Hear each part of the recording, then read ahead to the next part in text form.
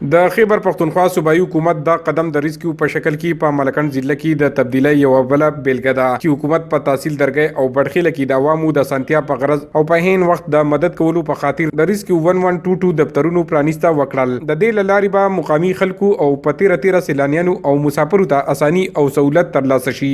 د ریسکیو عمله به 40 غنټې د ولس خدمت ته ملاتړلي ولاړ وي. د صوبایي حکومت لخوا د ملکن ریسکیو دفترونو عملي ته ارنګه سہولیات ورکړې شوې دي چې پکې فایر بریګیډ، فرست ایډ، ایمبولینس، لامبوزن او ګڼ شمېر ضروري سازو سامان شامل دي. د ملکن ضلع په 2 تحصیلونو کې د مهال 2.15 تنان د دې مهمې ذمہوارۍ لپاره ټاکلي شوي دي.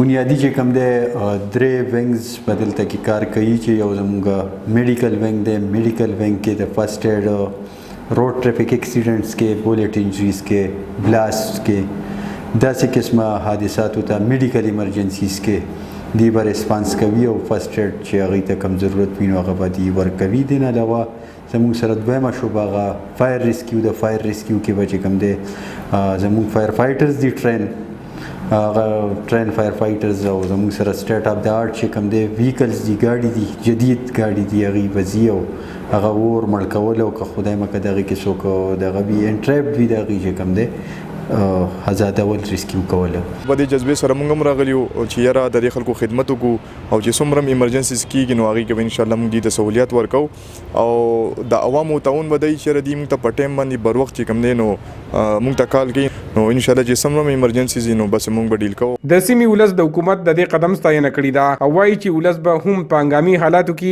د ریسکیو 1122 سره اوږه په اوږه خپل خدمات ترسره کوي. عمران دریاب، خیبر نیوز، بډخیله، مالکن.